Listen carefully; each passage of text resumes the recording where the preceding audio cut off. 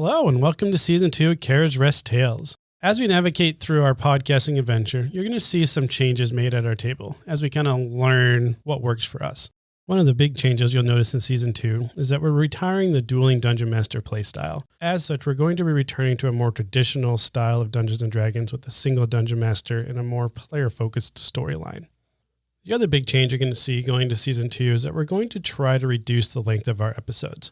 But in return, we're going to be trying to release episodes weekly. We believe this should result in a better listening experience with less of a break between episodes. We hope that you're enjoying traveling along in this podcasting adventure with us, and we look forward to seeing you in Season 2. And without further ado, let's begin.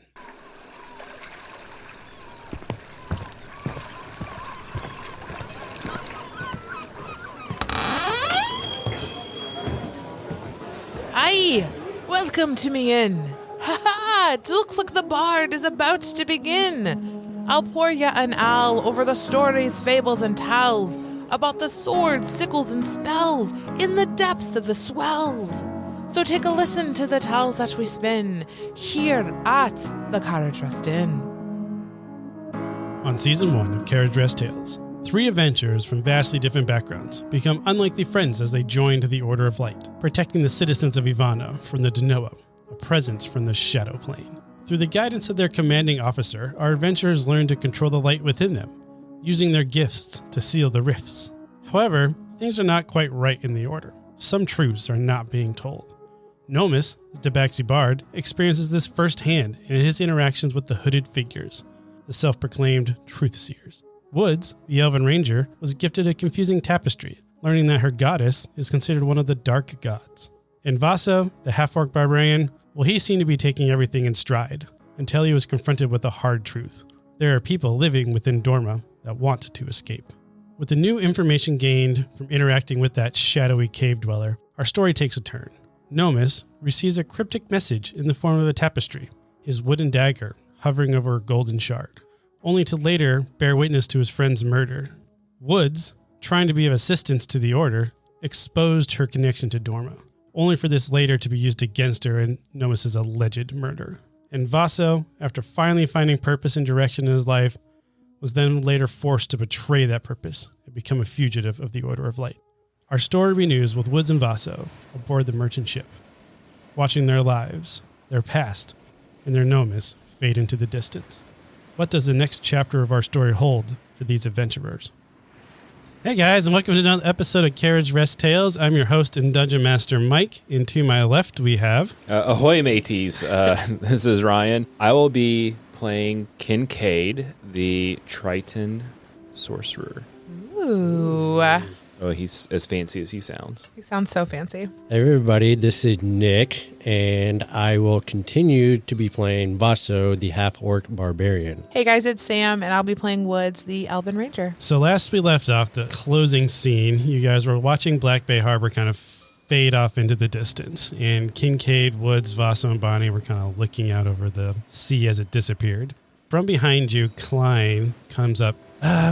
Kincaid, the captain said to bring our new crew, or our new compatriots, to his quarters. He wants to address them. Okay. Thanks for letting me know. I'll go round him up. And I guess I would approach you, Woods. Yeah. You're Woods, right? Yeah. Oh my gosh. Thank you. But I don't think I've thanked you. Like, you guys saved me. Oh, we were just following orders from Captain Brandon. Yeah, I don't know who this is. Like, who is Captain Brandon? Like, why? I'm sure Captain Brandon will reveal more to you, but apparently you saved his daughter. He saved his daughter? Toria, yes. I don't It was okay. during what you all call the Festival of Light. You Torchies are a weird bunch, but the little girl. Yes, that's Toria, and you saved her. So I guess I did save her. Wow. So Captain Brandon dispatched me and a couple others to get you out of the prison. And Woods is definitely like kind of freaking out because who would have thought that she just acted instinctively swooping up that little girl. So she can't believe that has led to the reason that she's alive. And you have my respect too, because Toria is a beacon of light on the ship. I don't even think I know what she looks like. I don't even think I can remember what she looks like. I'm sure you'll meet her soon. I would like that. And then I don't know your compatriots here, but Oh, this is Vaso. Yeah, this is Vaso. Yeah, Vaso, he's just staring off like at the horizon, like he's not even paying attention to the and I'm conversation. gonna I'm like slapping him in the back. Snapping like. I'm like trying to touch him. Like, hey, Vaso, hey, man, Vaso. Is he normally this distant? Oh, No, Do you talk? hi. Because I know Sorry. big people that don't talk too. Sorry, I just distracted. It's okay. We've had Nice to meet you. We've had a really and she just looks at Vaso.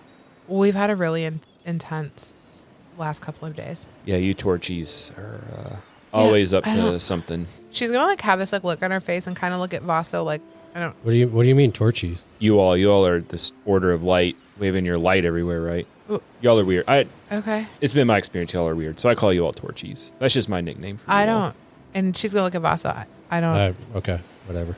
I don't think I'm a part of the Order of the Light anymore. All right, And Vasto's just an gonna- outcast. I How does think Vas- I'm a felon. How did Vasa react? I would when- say you're probably a felon. Yeah. Yeah, so Vasto just kind of he heard Wood say like she's not part of the order anymore, but like he sort of torn because like he still believes in the order. Yeah, and he felt really home at the order too, especially Yeah. after the family connections. Yeah, so like he like to him the order's still home, but Yeah. like he knows he has to leave and go find Nomus. Yeah, Woods is completely opposite. She doesn't believe in anything the Order has said or doing. Like she called it back when they were at Cave Carmine's. Like she didn't think she could trust them, and now she believes it wholeheartedly. And who's the person attached to you? Oh, this is Bonnie. She was with us at the Order of Light, and You'll see that Bonnie is cordial and she's yes, hi, but she's really quiet. And you see that she's holding that stone of sending that she had given the other half to her compatriot when you guys were leaving, and she's kind of reminiscing about that. And you kind of put together that she also left someone behind, her whole team actually. So she's a little bit quiet, just like Vaso is. Well, I hate to break up.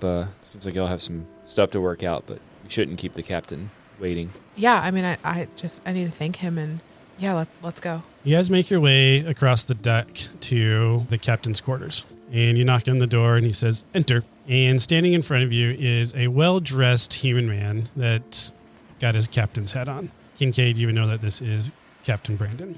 Oh, yes. Welcome to my ship. Please come in. Melwood, correct? It's Melwood Del Rey, I believe.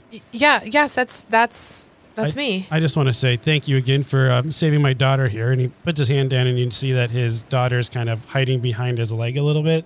But you definitely recognize it as the same girl that you had saved in that interaction where Wallace got killed and Nomus fled. Without you, I fear that she would have been captured or worse, killed. And I'm just so thankful. And then he's going to pause because he's going to see that you have a burn mark around your neck now. He's going to say, "Oh, are you hurt? Do you need any help?"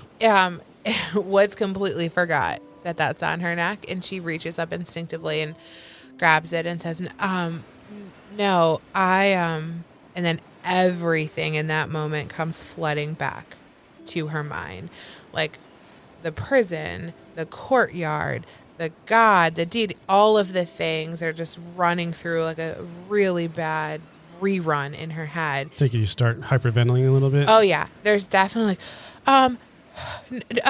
no, I'm a fugitive. Oh my god, I just broke out of prison. I didn't kill him. I swear to God, I didn't. It's okay. It's okay. Just breathe. I don't think. And she's just gonna stop and kind of collect herself and look at Captain Brandon. Thank you. Thank you for saving my life. Yes, I mean, you're on this crew. We try to save those that are in need. I just ask that you keep that spirit alive when you're with us. I owe a debt to you, and so I don't know how I'm going to repay this. Captain Brandon, you're always finding people that owe debts to you. He gives him a little wink. And I just try to help where I can, and we slowly grow our family. yeah. So I will say that we kind of left in a hurry, and I think it's a good idea if we lay low for a little bit, at least for you guys. And he's pointing at the 3 new newbies. But it just so happens that we're going to be making a pit stop at our little home village anyways. So I think that'd be a good spot for us to kind of lay low, let it kind of mellow a little bit, and then we can get you about your way. And she's gonna look at Vaso. I mean, I think we need some time to figure out what Vaso's just nodding his head, and he's just staring straight ahead, like he's like half engaged in the conversation, but he's just kind of he's depressed. And like Woods literally has her hand on her forehead. Like, what can we do here? Like how, like on the ship, can we help in any way? I mean, I think you guys have been through a lot. So I totally get you just want to relax. We're going to be at sea for about 2 days. I'm not expecting anything from you guys. I just don't get in the way of the crew so that we can kind of get to our destination quickly. But if you do want to help out, there's anything you can do, but don't feel obligated to. We appreciate that. Thank you, Captain. Kincaid, why don't you take him down to that spare room that we've got? I think there's 4 or 5 cots in there, so they should be able to manage in there. And go ahead and roll a perception check, all of you guys. Get my dice out. Even Kincaid, Who got special new dice. That's very special new dice. Well, since I had to roll up a new character for the moment, I thought my new character deserved some new dice. So it's very nautical themed. I love that. 13 for Vaso. Got a new character. I'm just trying to add over here. 17. 6. Kincaid, you're just used to this crew, so you're not quite paying as much attention. Vaso, you're just really depressed at the moment, so you're just not noticing things. But Woods, you notice that Toria has seemed to really take an interest to Bonnie. Okay. Like, she seems really curious about this new human that's joined the crew. And then when you start following Kincaid down to your quarters, you realize that the majority of this crew is a mixed match of the races of the world. So you have lizard folk, you have elves, dwarves, you have something that is Ryan's character. A Triton. A Triton. Thank you very much. But you don't see that there's that many humans on board. Okay. Other than the captain and his daughter. Okay. So for gameplay mechanics, we are going to be on this boat for about the next 2 days while you're sailing across the sea to their homeland. If there's anything you wanted to do on the boat, we can, or else we can just fast forward. I just think probably that Vaso and Woods would have a conversation. We can try to have a conversation. Okay, we can try. Vaso's going to be half engaged. Like he's going to be, he's not going to be very helpful. But yeah, we can go for it. No, that's fine. I guess I would have probably tried to engage in a conversation with you and realize that you're just not. I'm not there yet. You're not there yet, so we'll just revisit it in a few days. Yeah. So then the only other thing Woods is going to be doing is, I guess, playing off of her friend who is a little bit more quiet and like learning some silence and trying to just figure out what's going on and what happened and play it all back. And I think so she'll kind of work on that. Kincaid, you going to be doing anything particular? I think Kincaid's main focus is protecting the ship. So I guess when he's not on patrol, I think he would start conversations with Woods and Vaso just to get to know them a little better. Like where they're from, what brought them to the order. Okay. Why they left the order, why they're thinking about leaving the order. Yeah.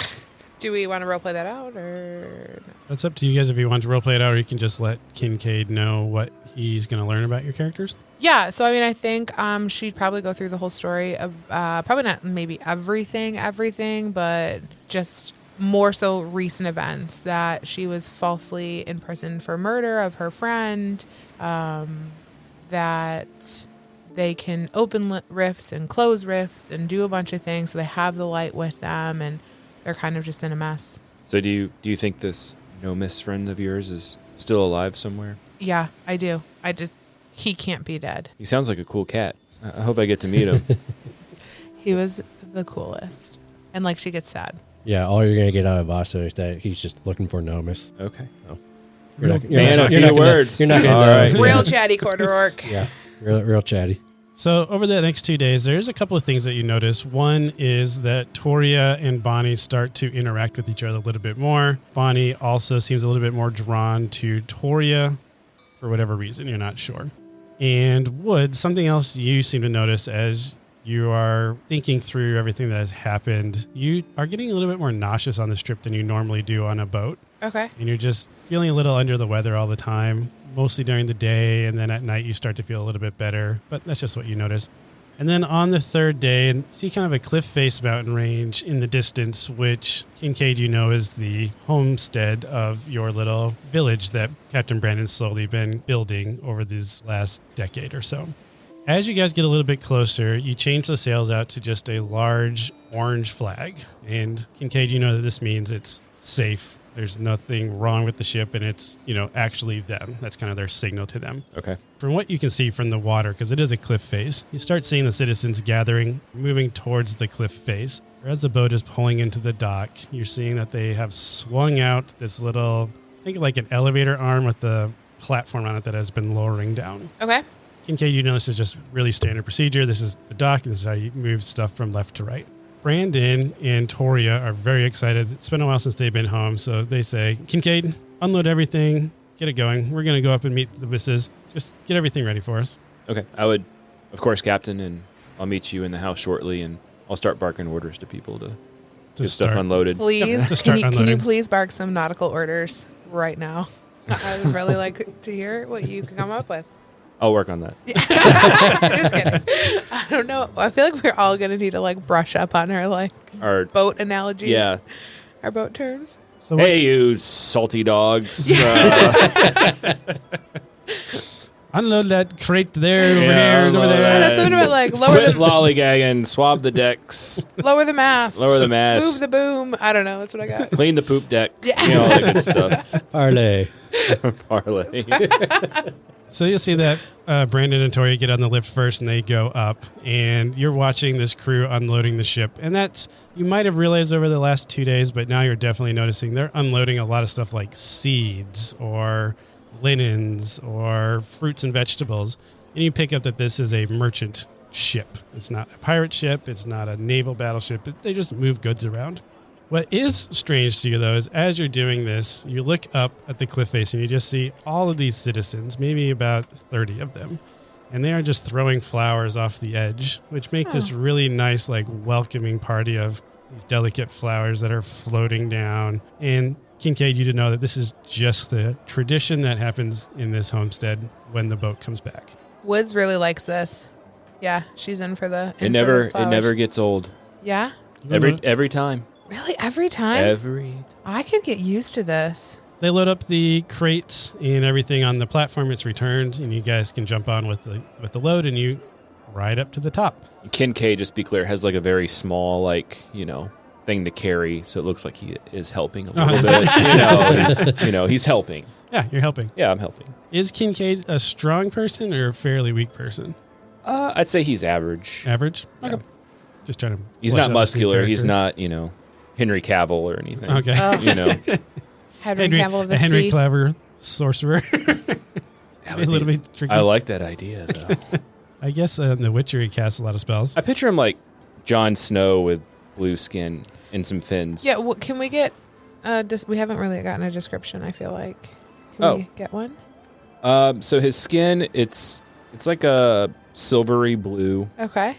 His hair, at first glance, you think is like black, but it's actually like a dark green, like a mossy green, and it's like man bunned up. He's not super muscular, but you do see like fins coming off of his elbows and then behind his calves. Okay. What is he wearing? Just some like standard pants. He's barefoot. He's got like a vest on. Does he have webbed feet? Yeah, totally. Yeah. He does now. Curious. He does know. 100% web. And he's got these really cool like black pearl earrings. Ooh.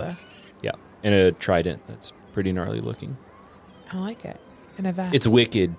Vest, Wicked. no shirt. I'm in for this. It's like a vest. Yeah.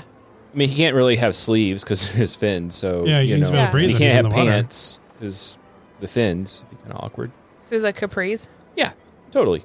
As you guys get to the top, you are just bombarded with a cacophony of sound of people just kind of clapping and excited that people are home. But what's fun for the new people is they come up to you and you see Captain Brandon kind of smiling as some of the citizens come up and they put like little leis over you. And then they hand you a drink as well, which is a custom at this village to really welcome the newcomers.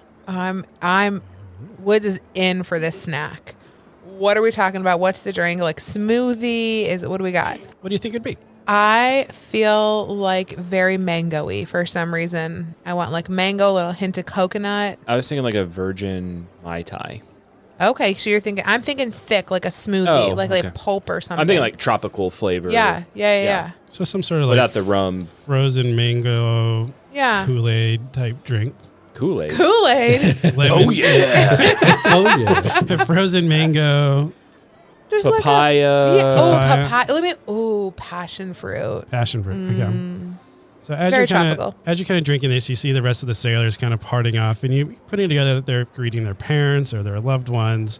But running at Woods in particular is a fairly strong-looking female human. She's got tattoos all over her biceps and legs and everything, and she just wraps a big hug around you, assuming you let her. Me? Yes. Oh, thank you so much for saving Toria. Brandon just told me that you saved our daughter, and I am just so excited and happy to welcome you, and also just thanks for not letting my daughter get kidnapped. She's gonna go back in for the hug. So it has been a really long time since Woods has had this form of intimacy with anyone, especially because she left her family and she didn't really leave on great terms. So she's going to go back in for the hug and she's going to say, you married a really good man. He saved my life. And she's just hugging you until you let go of the hug. So yeah, we're going to. She senses that. Yeah. A solid 10 seconds of hugging. A solid 10 seconds. For background, Captain Brandon, you put together, had went up ahead of time, one to see his wife, obviously, but also to fill her in. Because you guys do learn throughout the evening that Captain Brandon's wife, who's named Blanca, is the village chief. So Captain Brandon runs the merchant ship, so he's always out to sea. So while he's gone, his wife manages the village. Okay. The village is small. It's about maybe 20 houses, so maybe about 40 to 50 people in total. Same thing. It's mostly a mix of the different races of the world. So you might have a centaur there. You might have elves, dwarves, lizard folk, and you don't see that many humans. Okay. As a reminder for our world, because it has been a while since we talked about world lore, the human capital is the one capital that fell, which is called Karhang. So that's the reason there's not many humans in the world, is because a lot of them perished when their capital fell. And I'm the only Triton there, correct? Yes, you're the only Triton there. He's actually the only Triton you guys... Represent. One of a kind.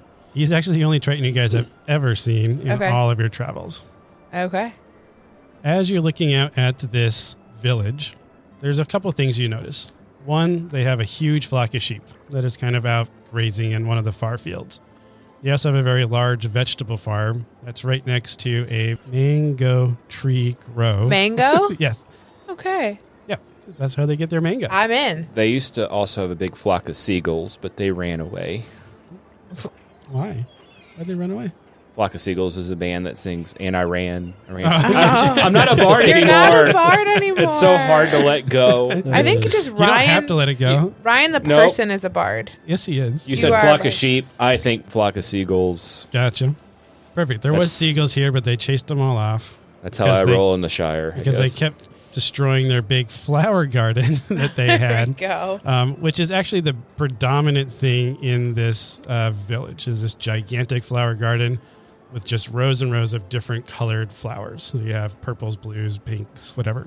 Next to that, you learn that there's a dye shop and a very large loom. So what you put together during all of this is Brandon runs a merchant ship. The village actually produces goods. Okay. So it's a little economy. Captain Brandon will have you guys over for dinner that evening, and he's going to let you know that they're planning on a shipment going out to Castrum, which is the Elven city, in about a week.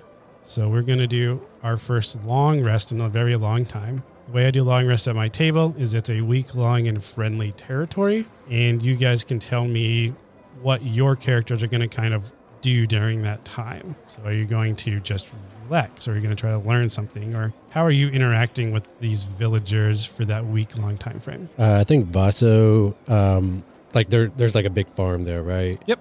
Yeah, like Vaso would help out on the farm, get some days work, get his hands dirty there because he just needs to like do something. And I think as he's doing that, he, starts to feel a little better and starts to get out of his depression a little bit. And I think Kincaid, the couple of days on the ship's connected with Woods pretty well. Like, he's thankful that she's like rescued Toria, who he considers like almost a daughter in a way to him, and that she's not as big as a Torchy as he thought she was. So he's kind of relaxed A little bit around her now. a little bit, but he's still unsure about Vaso. So I think he would approach Vaso sensing he was tense and ask if, do you swim? I'm an okay swimmer. Would you like to go for a swim? I swim every day. I can't be apart from the water very long. Not that it's, I die from not being in there. I just like being in the water. Sure. Yeah. Okay. And whoever wants to come, it was just more of a connection with Vaso, but he would take you down the lift, and you notice like he's an excellent swimmer. Like, you don't even see him come up for air. Like, he's Like, like he's I'm like, he, I'm like, hey guys, You watch him. I'm looking around, like if anybody nearby is like, dude, I think he's drowning. Like, no, like I think you he's- watch him dive, and it's like the most graceful dive you have ever seen. do you eventually? And then come he back just up? like, you think he's under there for like 5 minutes. Like, you don't see him at all, and then he just like surfaces. Are you coming in? Yeah, I was like, Like, he's dude, not you're- winded. How, He's how not. long? How long were you down there? Like, Well, I don't know. I like can be are down you there as long okay? as I Like, want. I thought you were drowning. No, Huh. I breathe just fine underwater. Oh, so you breathe underwater? Yeah. Okay. Yeah. So Vaso, like he hadn't swam very much, so he's gonna like not dive, but like he's gonna go feet first, but like just kind of like keep his hand on the deck, like a kid, And It's okay. And I'm gonna come out to you like, it's okay. Like, come on. and then- Kincaid's got you. You And can then- doggy paddle yeah, to me if you keep want to. doggy paddling. All right. He's definitely doggy paddling, and he's like, I don't want to go too far away from the deck. It's all right. There's nothing here. Kincaid's got you. So Kincaid says there's nothing here, and then you kind of put your head in the water and you look down, and it's just dark blue, because this is a very deep ocean, because you just pulled your big merchant ship right next to the dock. So it's really deep here. All right. So maybe this wasn't the best way to get to know you better. I'm sorry. I just It's all right. It's all right. The water feels nice. Oh, the water's great, and he can spend all day in the water. Yeah, I don't swim that much, so I'm not used to this. I have a question for Kincaid. You have a trident. Yeah. Do you use your trident to spear fish? No. I was curious if you did fishing like in person. like Oh, what is it? spearfish? Gigging? Yeah. You were out gigging? I was just curious. Do you eat fish? I have to eat fish. Like, it's, Circle of life. circle of life. Yeah. All right, cool. Woods, what are you going to be doing? I think Woods is going to be getting really like physical, like in the gym, but there's not a gym. So I picture her just like working out a bunch, and she really wants to connect with her bow a little bit more. So I would hope if there's not an archery range that maybe she's like in the woods kind of finding one and just really practicing her speed on like getting off arrows. And I think while she's doing this, she's trying to come up with a plan because she needs to find Nomis. She's trying to like chronologic everything about what had happened and the order, trying to figure out what they want to tell Kincaid, like if he's going to help or like what they're going to do. And so she's in her head a lot, I think. So I'm going to say to get your workout in, you start working out, but then you notice that Blanca is in charge of shearing the sheep. Okay. And she's got her corral set up, and you're seeing her just kind of roll the sheep over, holding him, getting the wool off of him. And it's looked very hard labor. Okay. And you're like, okay, well, if I'm going to be working out, I'm also going, because you had talked about trying to earn your keep earlier. So you decide to go over and Shear some sheep? shear some sheep. Oh, I'm into that. So she lets you know that the reason that's shearing now is they're getting ready to make some really fancy clothes. They're going to shear the sheep and then dye the sheep, and then they're going to make clothes. And that's the delivery that's going to happen next week to Custrum. You also get a chance to practice. I would say they probably have some like flour sacks, and they stuff it full of like sheep feed or something. Okay. And they hang it up so you can actually shoot a target. You will notice that you're having a little bit of trouble focusing on said targets during the day. kind of like you're kind of getting like headaches, Okay. and it's just kind of hard to focus, and you're just not as accurate. But you don't seem to have that problem at dawn and dusk. Okay. Interesting. I think at some point, I think she's going to continue to try talking to Vaso, but I just think it's still not working, and she just doesn't want to push it. So she's just going to just hopefully at some point organically the conversation will happen, but she's really giving Vaso his space. Okay. And then she's clearly going to eat like all the things. Yeah. So just like she's working out more, higher protein intake needs to happen. There aren't many animals on the island. There are fish because you're on an island, but they do have hunting parties that go out every once in a while. So you do get a chance to get some meat. Would you ever be interested in going on one of those hunting parties? Absolutely not. No, she just wants to eat the food. I don't want to cook it. I don't want to go get it. Like I don't want to work for it. I don't want to work for it. Just Like want to eat it. No. So yeah, I think she'll fish maybe, or go down to the dock area and talk to the fishermen. But for the most part, she'll just shear the sheep. That's what she'll do. I guess to answer your question, Kincaid does like traditional like fishing. So he's got his like reel and Because you got stuff. normal fishing. Yeah. I think Vaso might want to go on that hunting trip. Okay. So you're able to go on the hunting trip. It's basically they have a smaller boat. So they have the big merchant boat, but you find out that off kind of the beaten trail, there's like a trail that goes down, and there's a little, what's a garage for boats called? Harbor? Boathouse. Dock. Boathouse. Anyways, there's a covered boat, and there's a very large one, think like an ark style boat. But then there's also like a little 3-person rowboat. And basically on the hunting trips, they take that smaller boat. It's got a single small sail, and they'll take that over to the mainland, where they'll do like a daylight hunting trip. And then they'll jump back on and go back home. So you accompany them a couple of times on that. Same thing, just kind of getting back to your roots a little bit, and you're starting to kind of get out of your depression a bit. Do you bring me back meat? Yes, I bring back deer. Yes. Woods loves venison, so she's in. During this week, you don't really see Bonnie too much. She is kind of interacting a lot with Toria and Blanca. Okay. And she really has taken a liking to the dye shop, being around the flowers and then making it into an oil of sort. She just seems like having her hands busy seems to be working well for whatever she's going through. Hey guys, it's Sam. We are almost done wrapping up season 4 and the entire storyline. We are so excited and thankful that you guys have been on this journey with us. We want to do a bit of a mailbag. If you have questions about the storyline, the world, the podcast, us as players, we would love to answer those for you as a little season finale.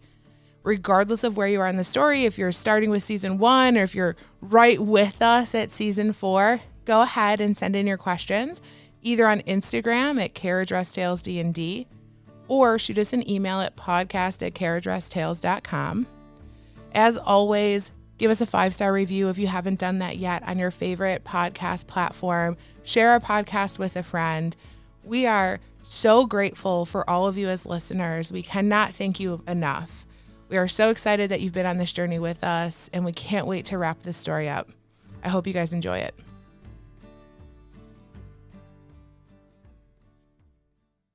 The week has finished up, and you're seeing that all the villages have kind of come together, and they are boxing up, crating up everything that they're going to be sending on that shipment. Castrum is the elven capital, and that is kind of also the headquarters for fashion and fancy.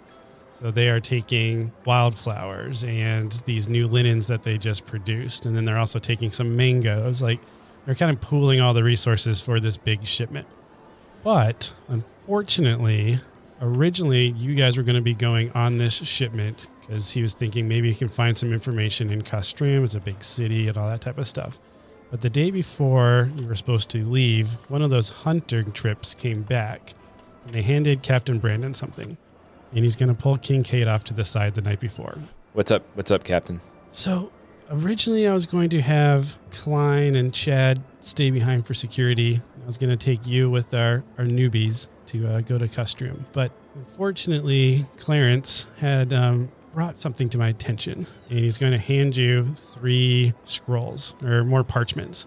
And on the parchments, there are 3 wanted posters. There's a poster for Bonnie, there's a poster for Vaso, and there's a poster wanted dead or alive for Woods. Ooh. So I think we should pivot, and I'll take Klein and Chad this time around so that we can maybe let the heat kind of die down a little bit. Are you okay with maybe staying behind this time to watch our newbies? I mean, I've never really not gone on a mission with you. Do you think that's Which is wise? why I wanted to ask. I mean, I'll go up and around. I promise I'll avoid the triangle. You know what happened the last time we went to the Triangle? Yeah, we got traced out by those pirates. But Kincaid hates pirates. I promise I'll go up and around, so we'll try to avoid them as much as possible. But I don't think I can take the newbies with me. They're going to draw too much attention. Yeah, I definitely wouldn't take the newbies. Okay. And you're fine. You don't want the Torchies coming after you, too. Yeah. Torchies and pirates. So I'll just bring Klein and Chad. They're not that friendly. I want them to feel friendly here, and I don't think Chad's going to make them feel friendly. Yeah, Chad. Yeah, I know what you mean. Okay. Do you want to break the news to the newbies, or do you want me to? You can. It may come better from you. More authoritative. So that evening, he'd call 3 of you in and let you know that, I'm sorry, I was hoping to bring you guys to Castrum with me, but there is a situation. And he's going to slide each of you your wanted poster. What is this?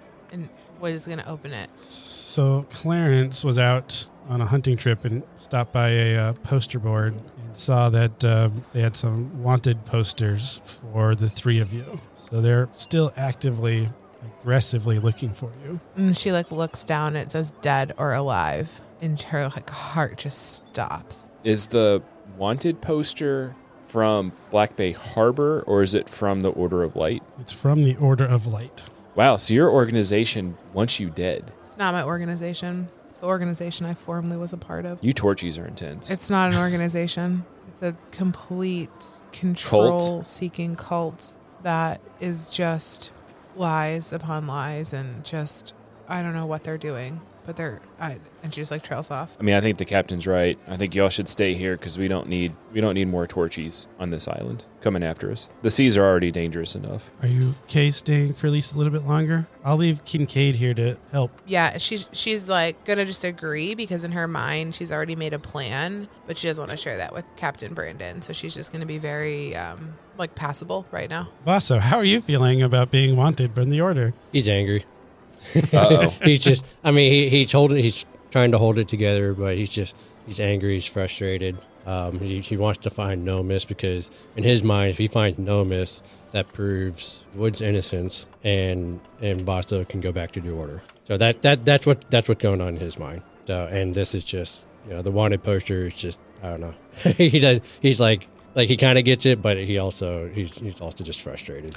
Out of curiosity, how well did they do with the pictures? Let's find out. So each one of them gets a roll? So this is Woods. Yours is okay. Okay. They definitely made you look a lot more evil than you are. Okay. Okay. The horns were a nice touch. Right. I rolled an 11 for the listeners. Vaso's. Ooh. Yours is spot on. I got a 20. They know me so well. They know you They so well. They know Vaso so well. So makes me wonder if Benson was giving specific direction on you. Your wanted poster is only a quarter of the size. Yeah, of the other two. And Bonnie's, same thing. They made her kind of look a little bit more conniving and evil in her depiction as well. I got a 9 for Bonnie's. Bonnie does take this news kind of similar to Vaso. She's upset about it, but she also was willing to leave the Order, so she's not as upset about it because she's accepted what she was going to do ahead of time. But she does kind of disappear for a little while, and then a couple hours later, she lets you know that she was able to contact Quentin on the little stone of sending, and he's fine. They're not suspicious of him at all because he stayed. Okay. The next morning comes, and the shipment goes out, so Captain Brandon leaves with the majority, about half of this village works on the ship. So about half the village leaves. Traditionally, they will leave a couple people behind to defend the city. In this case, they're leaving behind their first mate and the 3 newcomers to be the home defense. Woods wants to talk to Vaso. We need to go to Dorma. okay, how do you know how to open a rift? I think I do. Okay, I don't. we can't do that here, can we? I I don't want to put these people in danger. Do you think we can just do it out in the water?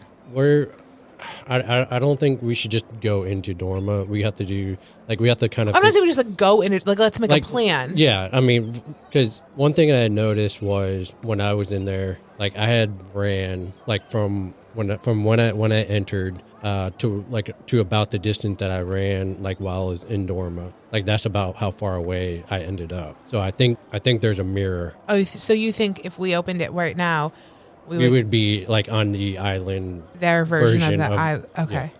So if we can kind of figure out where we think Nomus is. So we need to go to like that specifically, spot here. We'll go to that spot. I mean, I think it's back at Black Bay Harbor. I think they have him. I think they're holding him there. Like, I think they are doing... You think who's holding him? I don't know.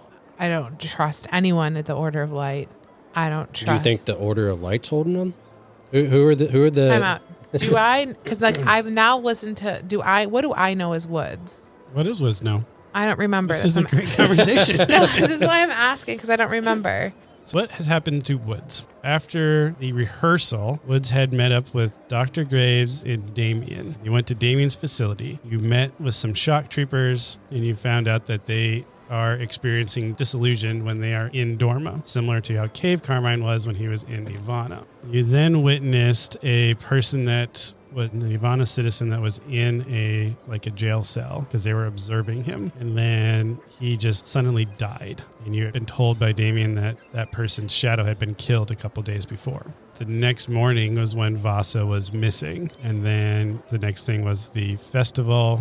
Wallace got killed, and then Nomus picked up the shard and ran through the rift. Damien showed up jail cell to show you the 2 golden shards and Nomus's aviator goggles with blood on them. And then you were finally cleared, and then you, for some reason, were getting very upset when the gods were going up on stage. You shouted out murderer and opened a rift. Yep. Okay. So I don't know. Okay. A lot. Yeah. That's... Well, but like Sam the player knows a lot more. Yeah, exactly. Yeah. I don't trust the Order anymore, and the things that I saw and the things that I saw Damien doing, and they're holding people, and I think that they're not being... What do you mean holding people? Like they're holding citizens, like they're holding citizens, and then like they had somebody in a cell, and then he died in front of me, and it told me that his shadow person died, so they're waiting for him to die because I think we're connected with our shadow people, the versions of us in Dorma. Okay. So they had a shadow person in the cage? No, it was a citizen. Okay, and then I'm guessing the shadow person died? The shadow person died. So And that's why the citizen died? that's what they told me. Go ahead and roll a history check, both of you. 11. 4. 12. Woods, you're still trying to process everything that's happened to you. Vasa, you remember that in this world, when somebody dies mysteriously, it is called Mordina, the unknown death. That kind of pops into your head as you guys are having this conversation. So that sounds like Mordina. No, it's Kind of like how the other guy that other guy died. that I supposedly killed with my witchcraft. Yeah.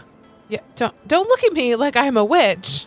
Like I don't. I'm not saying you're a witch, but I'm saying, that it sounds like Mordina. No, Vaso, I think it's more. I think they're lying to us. I think Do you have hiding. evidence? No, I want to go find evidence. That's what I want to do. I have a hunch. I have a feeling in my stomach. Well, just so that you know, I am here to find Nomus. Great. Well, so am I. Okay. So we're going to go. That's our main objective. As you guys are having this conversation, you hear a very loud yell. I'm going to say at this point, you guys had this conversation kind of in the dusk time frame. You hear a loud yell coming from the outskirts of the village. Kincaid, you'd hear this as well. Wherever. Okay, I didn't know where I was. Yep, wherever you're at, you'd hear this. I just pictured a very humorous scene where Kincaid walked past them talking and just kind of like rolled his eyes, like, okay. I'm like Not pointing getting- at my stomach, like I have a Some gut about feeling. Killing someone with witchcraft and portals. And he just rolled his eyes like, I'm not getting in that. So I think when he hears the scream, like he's running full blast. Yeah, Here, I think Vasa is going to follow. Okay. Gonna go towards it, screaming too. So what you'd see on the outskirts of town is you see this elderly lady that's got a pitchfork, and she's swinging at this creature that kind of looks like a crocodile. But looking at it, you know that this is a Denoa Oh, great. that is trying to attack this lady. She's trying to hit it with the pitchfork, and you two both know this isn't working because it's not a holy weapon. So her pitchfork just keeps going through this like it's a mist. Does Kincaid have knowledge of fighting the Noah, or are we about to find out? You have heard of Denoa, obviously, because of the world. You know that you can combat these enemies with your magic, but you've never been able to have any sort of melee interactions with them. Okay. Because every time you try to hit them, It doesn't work. it doesn't work. Gotcha. But with your magic, you're able to defeat them. Oh, magic. Yeah. Oh, you're magical. Not everyone's magical. Oh, I'm so magical. Okay, Woods is Hart wrote a song about me. Woods is going to pull her bow out and shoot the crocodile. Why can't I add today? 22 22 is going to hit. and 7 damage. Can I? I can attack twice now, so I'm going to do the same thing. Pull out another arrow, and I got 26. That still hits. 5 damage. Okay, let's go ahead and roll initiative, but Woods is going to be last in the order since she just went. Okay. 15 for Vaso. 14 for Kincaid. And I got a 12, and then Woods will be last since she just went. So Vaso's turn. So he is going to pull out his axe, and he's going to do imbued light on his axe so that it can. Your axe is Wait, already it's holy. already, it's already Yep. charmed. Okay, never mind. Yeah, you have a holy weapon. Yep, that's right.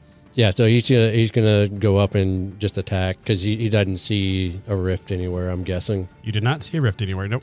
Okay. 11. 11 misses. So you're kind of a little exhausted. I'm sorry. 14. I didn't have my. 14 does hit. Go ahead and roll damage. Okay. 4 plus 3 is 7. So you get a decent hit on it. It's starting to kind of look a little bit weak, but it's still kind of there. It's no longer attacking the elderly lady because now you're right up next to it. So you close that distance. Okay. And he's got extra attack. So do you? Yep. I get. I leveled up. No, so. that makes sense. 16 plus 3, 19. All right, that hits as well. Great. A 1 plus 3, 4. That is enough to finish off this monster. So you kind of close the distance. Wood shoots it twice real fast. You come in and like it's going for this elderly lady. And you just like chop its head off and it turns into that kind of dust and falls into that black shard that you usually see when you kill a Denoa. Go ahead and roll a perception check, Kincaid. Perception D20. I get to add 4 because, 23. So the way this island is built up, there's a big cliff face on one side, but then it kind of gradually goes into the sea on the other side. And kind of waddling up from that lower part, you see another little crocodile-shaped figure starting to close that distance. Kind of like this one just got there first. Okay. I think Kincaid would be very impressed by the Torchies. And I think initially after seeing that one die, for lack of better words, would give him like a well done. But then he would see this new one and we're not done yet. There's another one coming. And I would also tell the old lady to run towards the house. To flee. Yeah. All right, so you talked. You still have a move, action, anything you want to do. Yeah, I think I would close the distance, but still behind Basso. So I'm not up on him. Yeah, keep the shield in front of you. Yeah, totally. Kincaid's smart. And then he's going to cast Firebolt. Woods, you would probably see this. You see Kincaid start to chant, Okay. but you see his trident glowing. Ooh. And so then he's going to finish his chant and 11. Does not hit. Okay. So you see a firebolt come out of his trident. Oh, okay. you do see the direction that it goes, and it just passes right over this crocodile Denoa. And so it really lights him up, and you're like, oh, there's the next enemy. It's pretty easy to see now. Yeah, there he is. That's going to bring us up to the crocodile. It's going to finish closing the distance, and it's going to try to fight Basso since it's the closest. Does a 13 hit your armor class? It meets. Ties go to the attacker, so it does 11 piercing damage to you. And go ahead and roll a DC 12 strength check. 12 plus 3 is 15. All right, so you pass it. So it bites down on you, and it starts to try to roll to pull you over, but you are able to quickly pull the jaws open, and you are not grappled. That brings us to Woods, I believe. Is there like a high end or something, like a rock or something she could just kind of jump up on, and I want to like look down to see what's coming up? Ooh, I like that idea. Yep, go ahead, and you can roll with advantage since it is an awesome idea. Oh, thank you. What am I rolling for? Perception to see if you can see anything coming. I got a 19 plus 5, so 24. You see coming up the rest of the way, you see a kind of a creature. You're not quite sure what's going on, but it looks like it's a fish head, but on a body. Okay. They're kind of just waddling up. You see 2 of them at this point. Are they still smoky Denoa looking things? Yes, they are. All right, 2 more arrows. I'm going to pick pretty much the one that's first, and I'm going to target that guy. I got a 21. That hits. 7 damage. Okay. I'm going to shoot it again for a 26 with 7 damage. And they both hit. So it does quite a bit. It slows that creature down a lot. Okay. Kind of like you shoot it in both of its legs, for example. Okay. So it immediately kind of waddles a lot slower. And then I'm going to probably call some things out. Like, do I know how many of these things are coming up? You just see 2 of them at this point. Okay. I'll probably just be like, I got 2 fish heads coming up. Sounds like a Thanks, chef. a dinner order. Yeah, right. 2 fish heads. I'm going to write that down for a little player of the week quote. Sounds like a dinner order. Sounds like a dinner order. Oh, I was going to say I got 2 fish heads coming up, but That Basso's works. is better. You can do both. Where are we at in the order now? Vasso's up. Okay.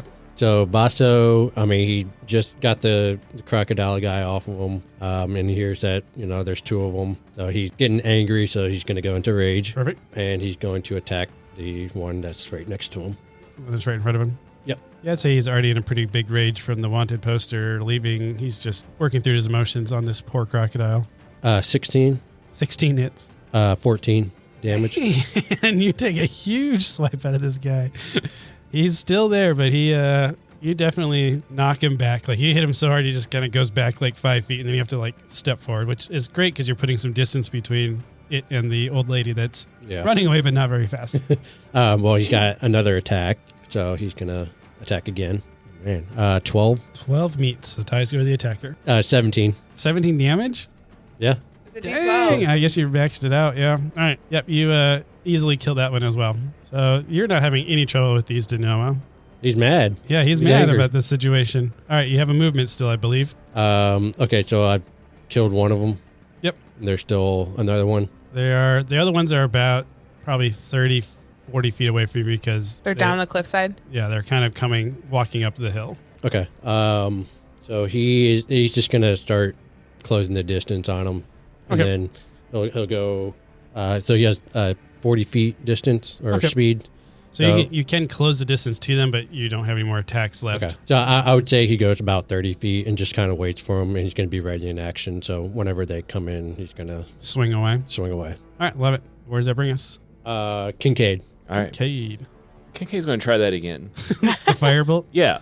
on the new fish heads. Yeah. I think he would move like 10 feet closer first. Okay, just to get a little bit. He's got better 100. He's got angle. 120 feet range, but on my D20, I get to add 8. Surely I can hit, right? We're going to see. Yeah, 26. 26 hits. I assume you're shooting the one that has some arrows sticking out Yeah, of it. exactly.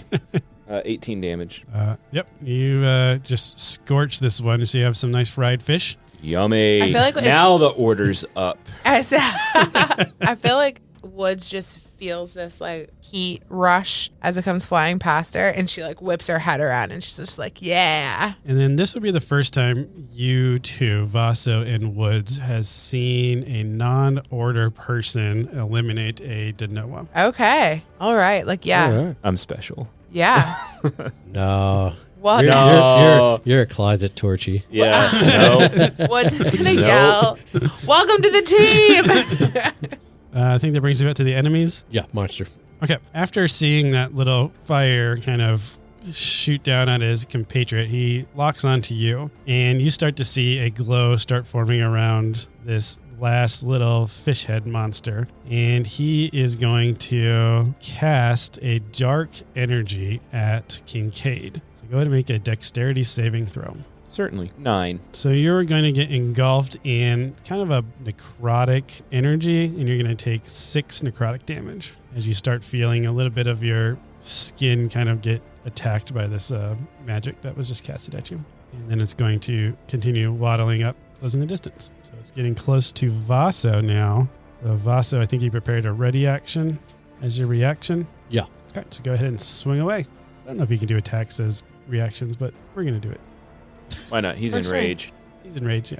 Oh, he did rage? Yeah, he did. 21. Does that hit? Yeah, that hits. These guys don't have much armor. 13 damage. All right. Just a little tiny hit. Just a tiny hit. Just a little nick off the old eyeball there. All right. I think that brings us up to Woods. It is Woods. Yeah, she's just going to take the next one down. Okay, Behind it. Vasa's kind of in your line of vision now because he closed the distance and you are, 40 feet away of it. Okay. Don't shoot me again. You can still shoot at it. It's just going to have partial cover. She thinks about it for just a millisecond and then the idea kind of escapes her mind. So she's going to jump down and kind of just close the gap a little bit, get out of the line of sight to have a more clear shot. Okay, sounds good. So I'm going to say you get about 20 feet to this monster to be able to get that angle you need. 12. Hits. Awesome. Ooh. 11 damage. She's going to shoot again. 12. Still hits. And 10 damage. All right. This one's still doing Still pretty good. fishing around. Still fishing around. Okay. Vaso's up again. Yeah, so he's just gonna All right, chill it. he's just gonna swing away. Fillet it Ooh. 11. Meets. So Ty's go to the attacker. with that Genshu. 15 Axe. total. 15 hit. Or 15 damage. 15 damage. Man. There is something satisfying about rolling a d12 for damage. It is. Yeah. I don't know. I'm yeah. watching. I'm kind of jealous. I really enjoy playing level 6 or above. Sorcerers are awesome when you have packs of people. You can cast that cone. You just knock out a bunch of people. I'm looking forward to hordes. Yep. All right. And then Vaso's gonna attack use his extra attack. 12. Hits. 7. This one is still up, but Really? it is looking very weak. You kind of get the sense that he was the slowest, but he was also the most fortified out of all the monsters. Where are we at? We are with Kincaid. How's he looking? He's looking pretty weak, but he is, you see, raising a staff to start swinging for Vaso. All right. Like a walking stick, I'm picturing. Mm-hmm. All right. Kincaid is going to cast Magic Missile. All right. And It's a guaranteed hit, I think, right? yep, I can't let him shine. This is my island. I have to protect it. I'm the Kevin McAllister of this island. Clearly. I create 3 glowing darts of magical force. Each dart hits a creature of your choice. Obviously, I'm going to hit Vaso. Yep. They all strike simultaneously, and you can direct them to hit one creature or several. So I got all 3 going to All right. So it's Fishman. 3, 4. How many 3d4s? 3d4 plus 1. Ooh. Because each one's 1d4. Are we Yeah. getting out our extra dice? Oh, yeah. I got it. I'm equipped. 4, 7, 10, 13. Yeah. So Vasa, you do 2 big hits on it, and then reel back. This monster starts raising its staff to fight back at you, and then all of a sudden, thud, thud, thud, thud, right in the side of it, it gets hit with 3. What does the magical missile look like? It says glowing 3 darts, but since it's for me, it's like a bluish, Perfect. like Ooh, a sea like a colored. turquoise, aquamarine. Aquamarine, yeah, I like it. So you With see a little the- shimmer on it, yeah, like a moon. Yeah. The moonlight's hitting it. and you kind of get that trailing glow, Oh, yeah. and you just get it hit with 3 of these bluish darts, and it just falls over and then turns into a dark shard. I give you a little wink. And you guys have successfully cleared this combat. You would know Woods and Vaso from your experience. So these are pretty low level to know. Mm-hmm. They were pretty easy to manage, but you don't see a rift anywhere nearby. Well, and Woods is gonna run to the cliff. Where's the rift? Where's the rift? Vaso, do you see it? Where is it? And Vaso's What do you look- he's what- going to go to the edge and he's going to look down. He's going to look around and And so she still has her arrow, her bow drawn, and she's kind of circling. It's got to be here somewhere. They don't just appear. Where's the rift? Well, do you think maybe it's underwater? Because these were water creatures. You think it came up under? Yeah. And so she's going to What are y'all talking about? not answer, drop her thing, and look straight down to the water below, and she's gonna cast Rift Stitch. Okay, sounds good. So go ahead and take your D4 damage. I assume you're casting at layer level 1. I'll probably do player level 2. Okay, so 2d4. So 7 damage to me. So Kincaid, you see Woods drop her bow, and then a light energy starts to emanate from her, and then it shoots down towards the water. Mm-hmm. And then Woods, you see it scanning through the water. You Okay. could see it trailing around, and then eventually it just fizzles out because it doesn't find anything. Okay. Well, and she's gonna like whip around to Kincaid. Like, the Genoa, have they been here before? The Genoa have not been here before, but this is also not your guys' first village. You used to be on the mainland, but you would have experiences with Genoa, so you moved to the island. Okay, so we've had experience with them before, but not on this island. I just don't understand. Why did you shoot the light into the water? Well, because they have to come from somewhere, and they come from these rifts that are open to Genoa or to Dorma, and they come from Dorma. So they come through to this plane, but we have to close it. And she's like looking at Vasa like, I don't understand. Like, why are they just here? Vasa is just going to go. He's going to start going down like where they came from. And he's going to investigate and look for a rift or any sort of sign. Yeah, like he's looking for a rift. Okay. I'm going to say you're looking around for a rift. You're not seeing anything. But over the next like hour or so, about every 5 minutes, 7 minutes, kind of sporadically over a 5 to 10 minute window, another one of the Denoas will just come out of the water and start attacking. They're all pretty easy for you to take on. So you're able to manage the situation, but they keep coming from somewhere. You don't know where it's at. Do you want me to? Yeah. Can you go down there? What am I looking for? It's just you'll know You'll it. You'll know when you see it. It looks like the. It's like a portal almost. Yeah, it looks like the atmosphere's been sliced open. I'm familiar with portals. Okay. Can you go? I know you can but can you go and just see if you could trace them back? Oh yeah, I can breathe. I can breathe underwater, so I can stay down there as long as I need to. They, for some reason, you can kill them, which I don't know why, because we've been told only the people, the Order of the Light, that you have the light. Like, you know that, right? He starts freaking out. Oh my God, am I a Torchy? And he refuses to believe it. He's not even going to stop to think about it. He's jumping in the water. Okay. I will say that while Kincaid's out, he's going to be out for about an hour, swimming around looking for this thing. Bonnie has now caught up to you guys, and the three of you are kind of just managing the situation. Okay. So luckily this is surrounded by a cliff face, so it's just like one little funnel area where they come to that you're able to manage them. But they're just, as I said, every 5-10 minutes a couple of them show up. Kincaid, you're going to see someone near in the water. Are you going to engage in them, or are you going to not engage with them? Because you're by yourself right now, so I want to ask. I think Kincaid feels pretty confident that he can outmaneuver them in water, and he saw what I guess his new friends can do. So I think he's focused. He's very oriented. Like, his mission was to find this thing. So that's his mission right now. Okay. So no, he is not engaging. Yeah. So you're able to see them, and you, through the crisscrossing pattern, you realize that they're all kind of swimming from the same direction. So you're going against that direction, and eventually you end up on the shore on the other side. And you see that they're just walking down the beach, all from the same direction. And that's what you see. You don't see a rift yet, but you see that they're coming from someplace, but it's not in the water. Okay, can I go on the beach then? Sure. Like, come out of the water and look? Yeah. How far away are you going to try to get? Far away from what? Well, at this point, you're not on the island anymore. You're on the mainland. Oh, okay. I thought you meant I was on the opposite side of the island. No, okay. You went from the island, you swam through a channel, think of it, and you're on the mainland side. Are you going to continue on yourself, or are you going to go back and get help? Or what's your plan? Mission. I'm going for it. I got to find whatever this rift is. Okay. So about an hour and a half goes by. Yeah. And you guys haven't heard anything from Kincaid. You think we should go find him? What can we do? I mean, he's underwater, and I'm not a very good swimmer. You guys would see a rowboat docked from the hunting trips that have been going on. That's what I was thinking. I was thinking so Bonnie's going to say, I think I can manage this choke point if you guys want to go help Kincaid. I think we gotta, if he finds the rift, what is it going to, clearly he's either in the rift or something happened. We know it's not in the water, or at least it's, so maybe every so often I could cast Rift Stitch and see if we can find it, if it leads us to the right direction.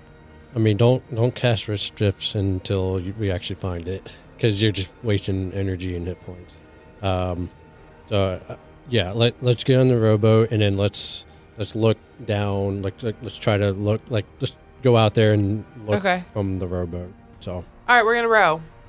I'll row. So Bonnie stays behind, and she sets up some arrows and a barricade, and she's just managing the choke point. You guys get in the rowboat and you start rowing off into the ocean. Looks like the bard has done it again. What a splendid crowd y'all have been. Thank you so much for joining us here at the Carriage Rest Inn.